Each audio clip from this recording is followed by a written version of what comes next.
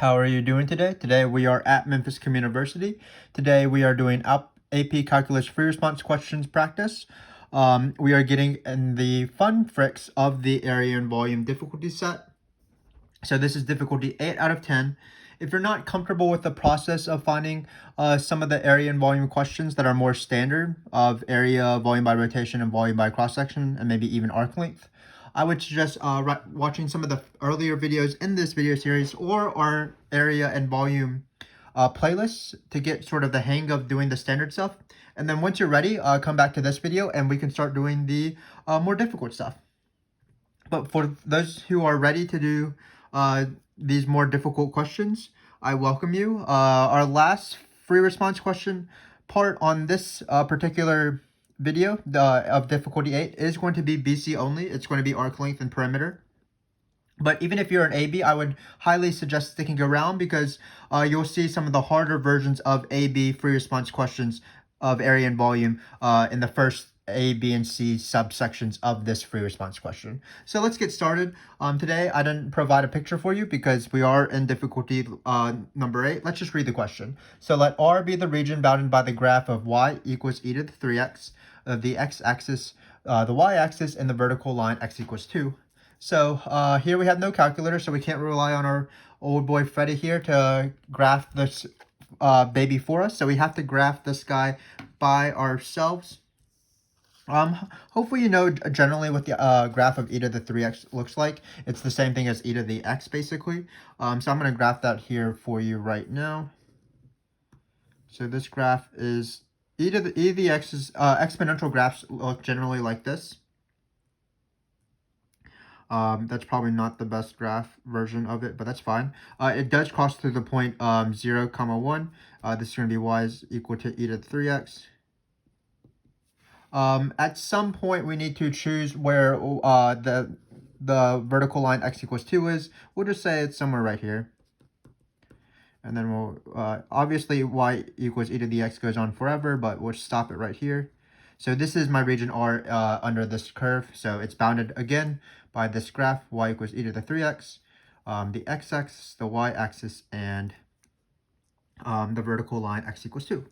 So the first question shouldn't be too bad. It's just sort of a warm-up question. So let's find the area. Usually, of course, area is the first question of these area and volume free response questions. So let's get started. First off, you do get a choice of using dx or dy's, but it looks like I should definitely use dx's here because notice, no matter where I draw this dx rectangle, the top of the dx rectangle is going to be this curve right here. The bottom is going to be the x-axis, and it shouldn't be too bad. So let's set that up. So it's going to be top minus bottom with dx's. Of course, if we were doing right minus left, we would use dy's, where everything has to be in terms of y's, including the functions and the endpoints on the integral. But here we're just using x's. So again, what is at the top? It's going to be e to the 3x. What's the bottom? It's going to be minus 0 times dx. And then you do have to choose what coordinates to go to, but of course that's going to be 0 and 2 because that's the range of x's that are in this region. The leftmost is 0, the rightmost is 2. And then we have to do this integral. Just keep in mind that this is technically a u sub because there's an inside function here of 3x, but the function is harmless enough where we can probably just take the antiderivative without actually writing out the u sub. I do have a video about that in my video series or on our videos, in our playlist on integrals. I think it's called Skipping Easy U Subs is what I called it. It's a quick calculus lesson, so check that out if you need to. So here, I'm just going to take the integral by hand. So what's the integral of e to the 3x? Well, the antiderivative of e to the x is e to the x, so it'll be e to the 3x. The chain rule would mandate that you would multiply by 3, but in this case, because we're doing antiderivatives, we're going to multiply by 1/3. The reciprocal of the derivative of this inside function. So we are done with the antiderivative. Of course, the integral of minus 0 is minus 0. So all I have to do is plug in 2 and 0, and then I'm going to be done. So let's do that real quick. 1/3 e to the 2 times 3, which is 6, minus 1/3 e to the 0 because it's top minus bottom, plugging in 2 minus 0. Of course, this top minus bottom does not relate to this. This is just the fundamental theorem of calculus. And just remember that e to the 0 is 1, so simplifies to be this. And we are done. So this first question wasn't too bad. You might be wondering, why is this difficulty 8? I did put this on here because the antiderivative of e to the 3x is a little bit tricky. It is not just e to the 3x. You do have to do some sort of account of this 3x right here.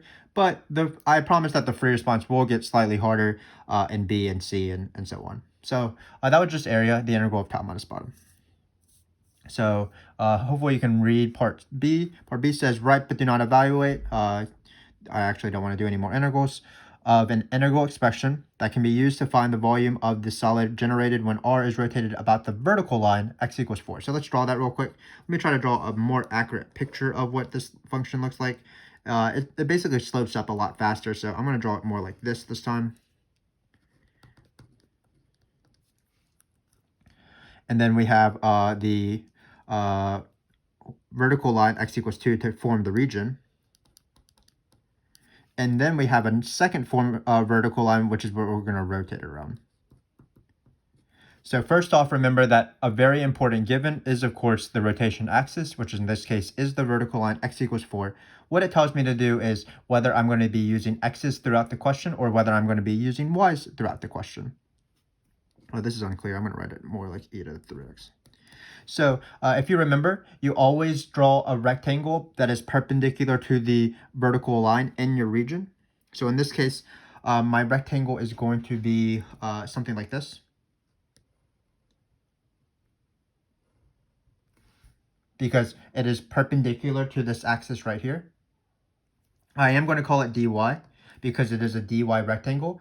And what that means, what that will entail is that everything in my integral, it will have to be in terms of y, including the function and the endpoints. So the first thing I might want to do is I might want to convert this function right here, y is equal to e to the 3x, in terms of y. So how do you do that? Well, people get confused about how to change, take the inverse of this, but the inverse of e to the x is ln. So I'm going to take the ln of both sides, and I get ln of y equals 3x.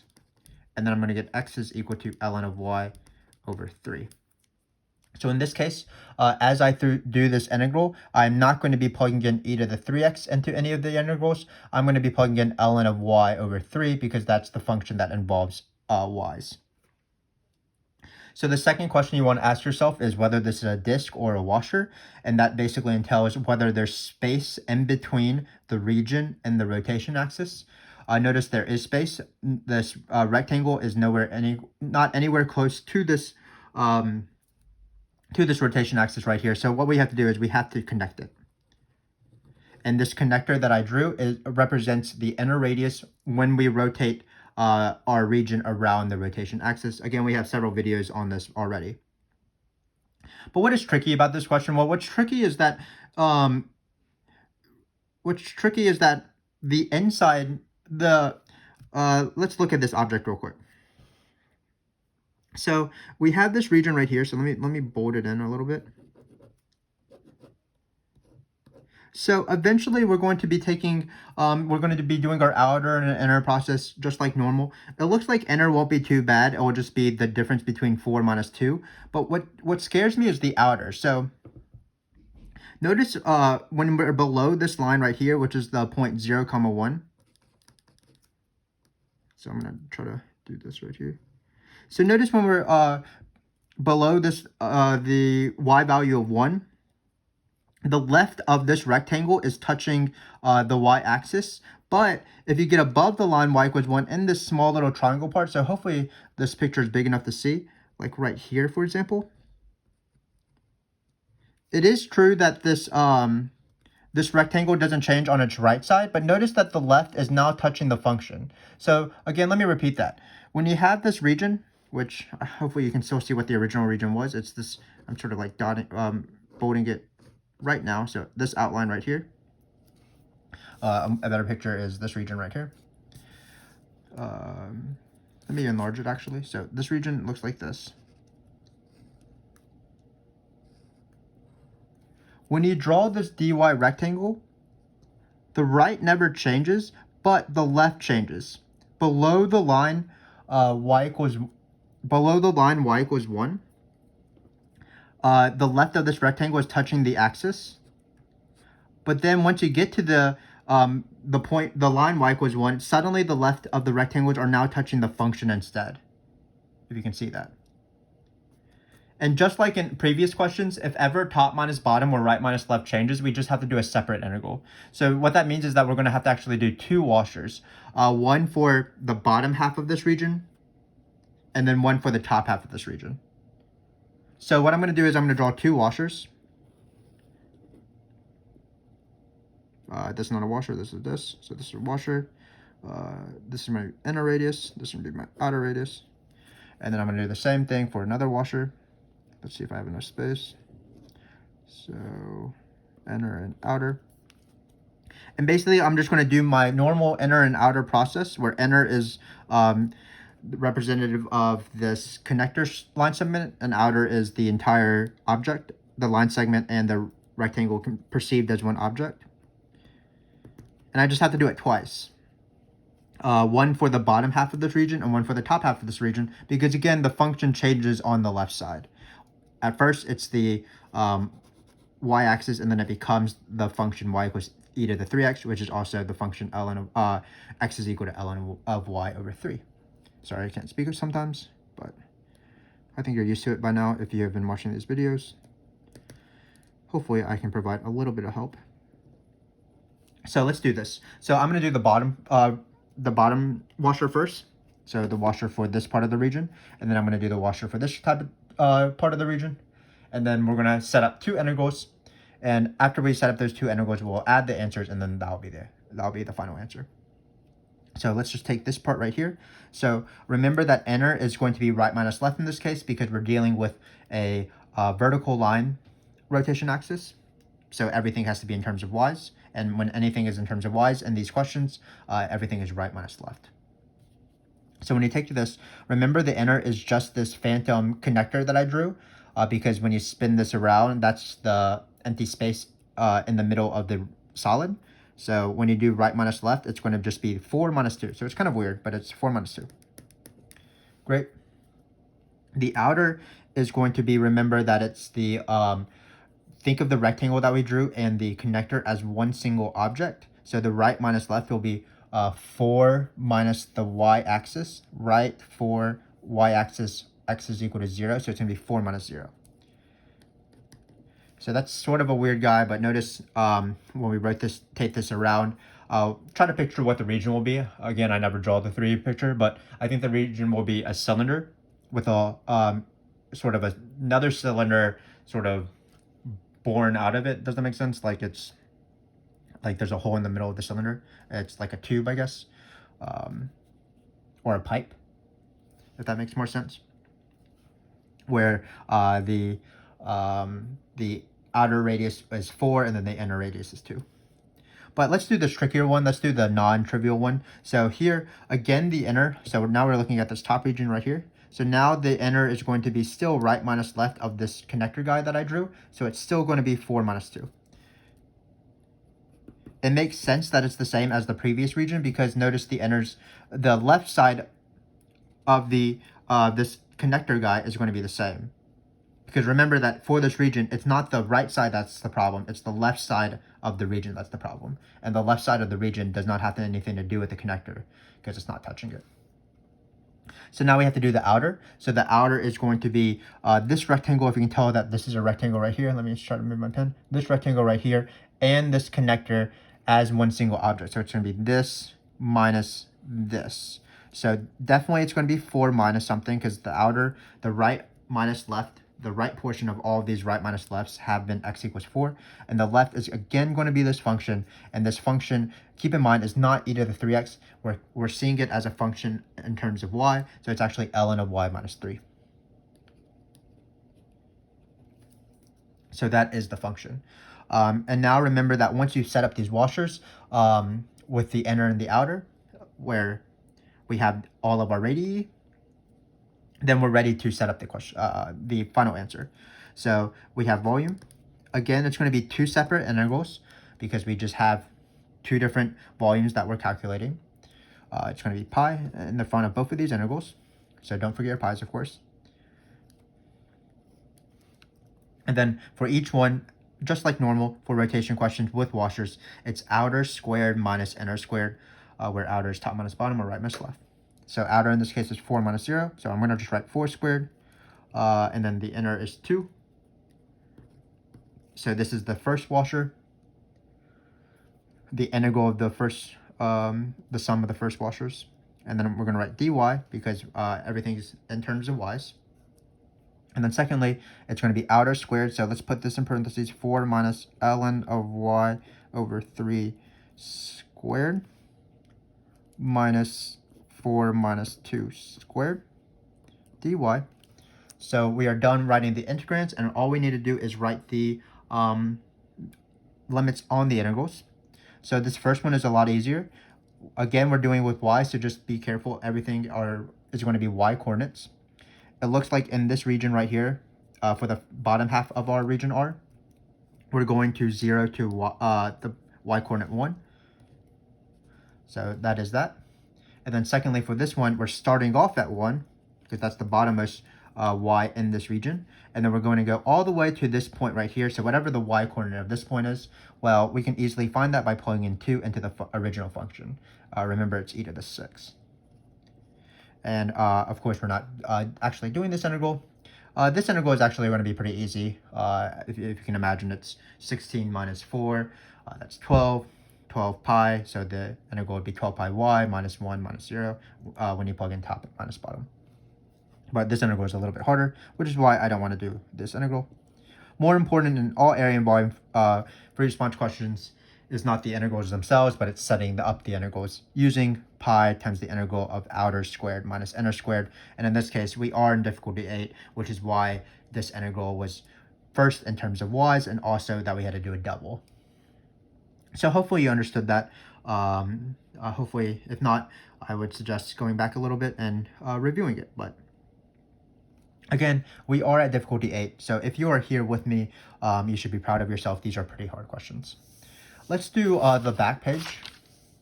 So here we have cross sections again, of course.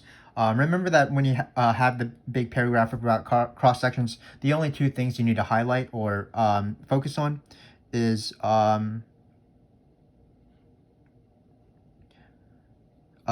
which axis it's perpendicular to and the shape. But it looks like I didn't actually write out which axis it's perpendicular to. So let me add that to the question before we start. So for the solid, the cross section, let's say perpendicular to the y-axis. So this is part of the question. I just forgot to include that.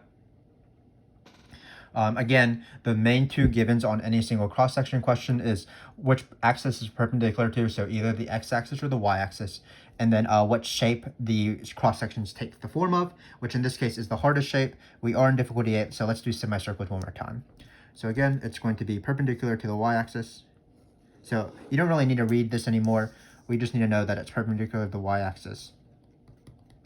And we're dealing with semicircles.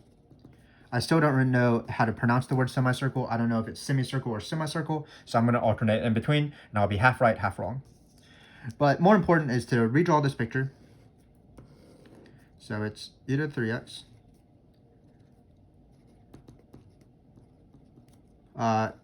This is x equal 2. Remember that x equals 4 only dealt with the previous question, so we're only in the region now. And let's just start getting through this question. So when you have y-axis, perpendicular y-axis, that means you should draw a dy rectangle. So I drew a dy rectangle. But just like in the previous question, it looks like our dy rectangle is going to change throughout the question, because on the bottom half, the dy rectangle is going to be touching the y-axis, and then on the top, just like in before, the dy rectangle is touching the this curve y equals 3x. So it looks like in the similar to the previous question, we will need two separate integrals, one for the bottom half and one for the top half. So basically, we're splitting our solid into two parts, and we're finding the volume individually of both parts.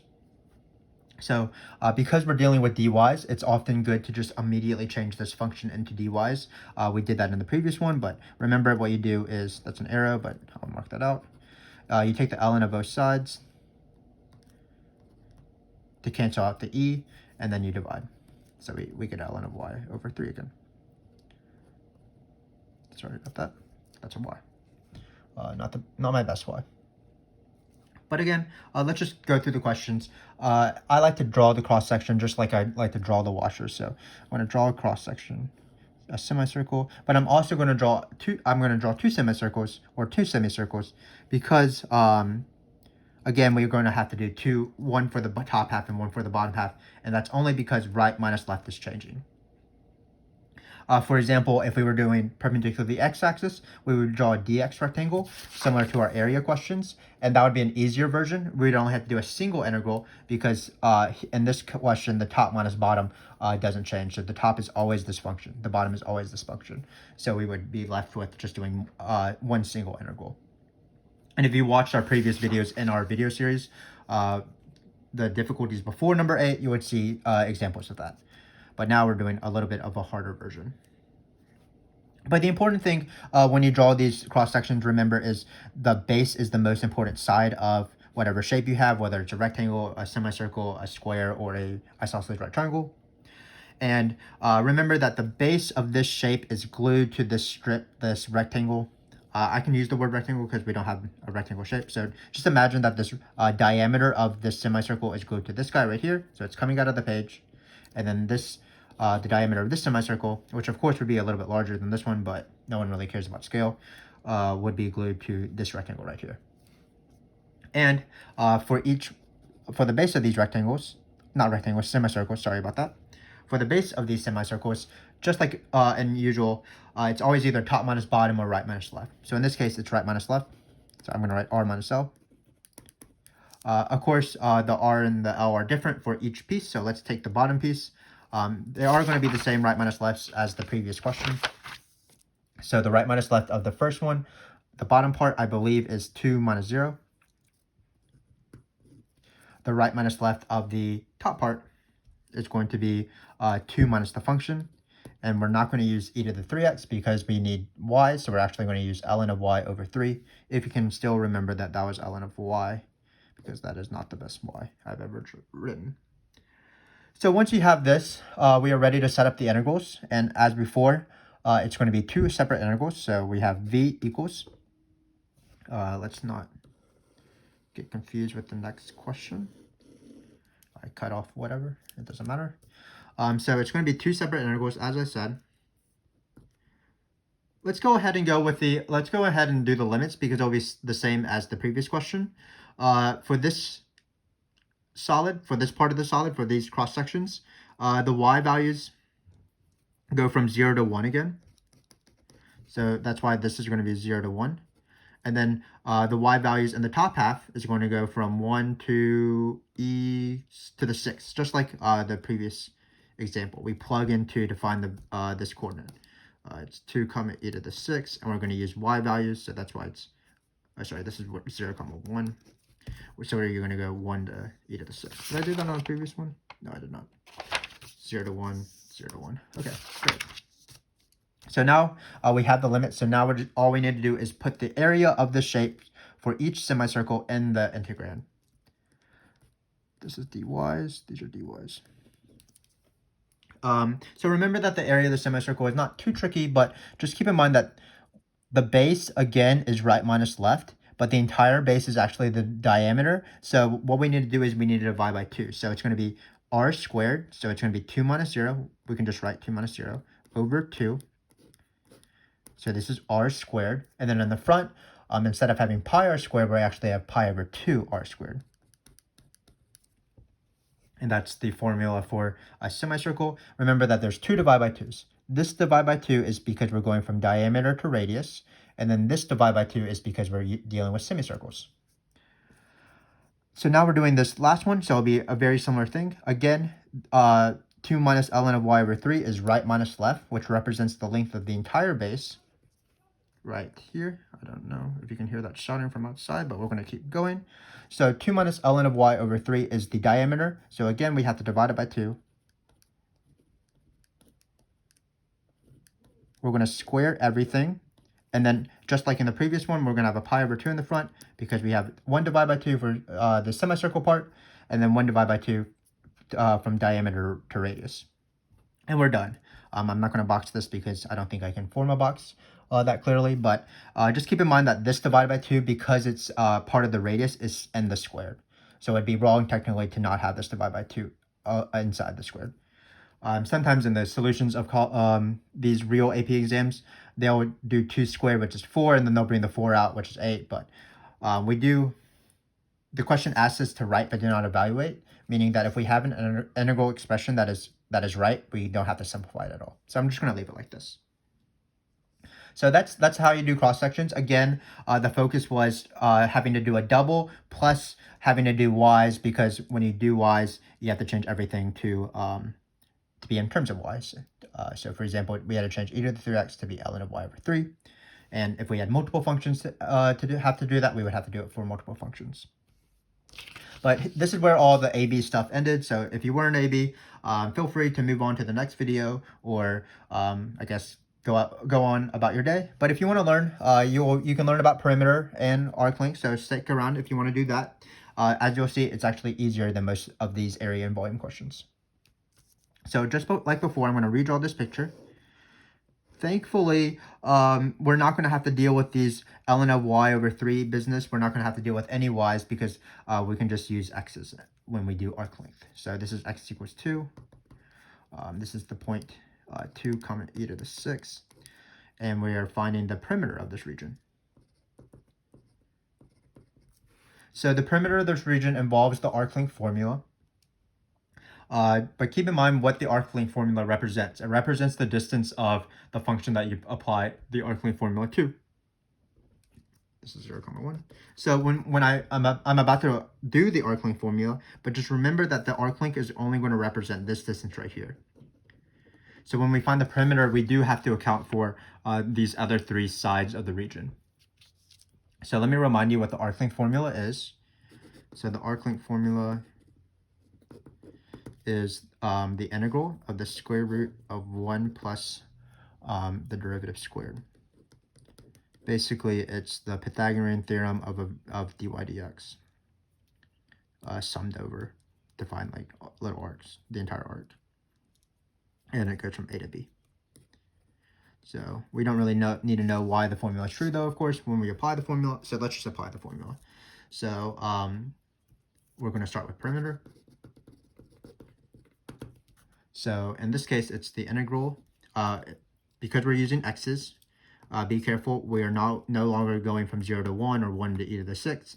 What we're going to go from is 0 to 2, like the area question in the very beginning of this video. And then we're going to write square root 1 plus derivative squared. So to finish this off, all we have to do is take the derivative correctly. And of course, that requires chain rule. Just be careful with derivatives. I've seen these questions where the function requires product rule, but again, it's not too bad. You just employ product rule right here. But we're almost done. We are not done exactly, because again, this arc length formula that I just wrote only represents the distance of the length of this shaded in thing, but we also need to find the side of this, this, and this.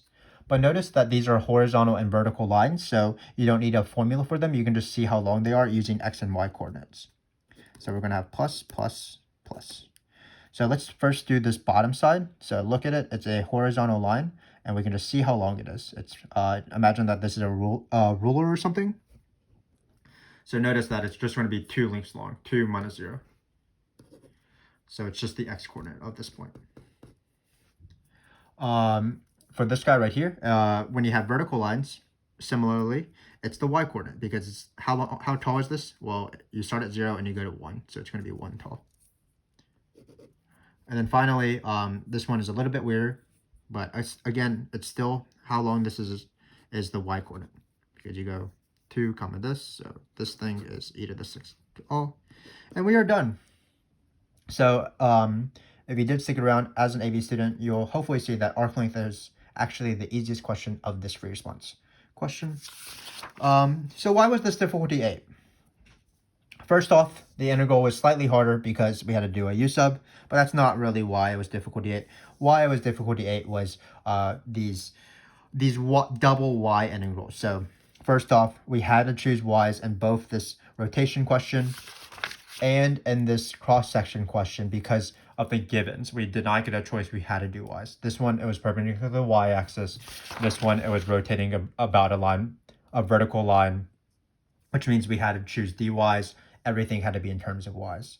And unfortunately, when we turned everything in terms of y's, we had to do two separate integrals. So integral, and integral. Because in the region, the left of these dy rectangles was changing. So that meant that the base of these cross sections and also the radii of these washers was changing. And we don't have to panic when it changes. We just have to account for both of them. So just conceive of them as two separate questions and just do them separately. And then at the end, just add the answers. But once you've discovered that difficulty, it actually isn't too bad. We still did a lot of outer and inner actions, meaning outer was right minus left because we were dealing with y's of the entire object of this connector thing and the rectangle we originally drew. And then inner was just the inner, the connector that we drew to connect the region and the rotation axis. Same thing with this. This was still a very standard semicircle question. Once you establish that, we have to do two of them. So there were 2 divided by 2's because it's pi over 2 times r squared. And the base of the shape, which was right minus left, was actually the diameter. So that's why we had to divide by 2. Finally, we did arc length, but arc length was actually a pretty easy question.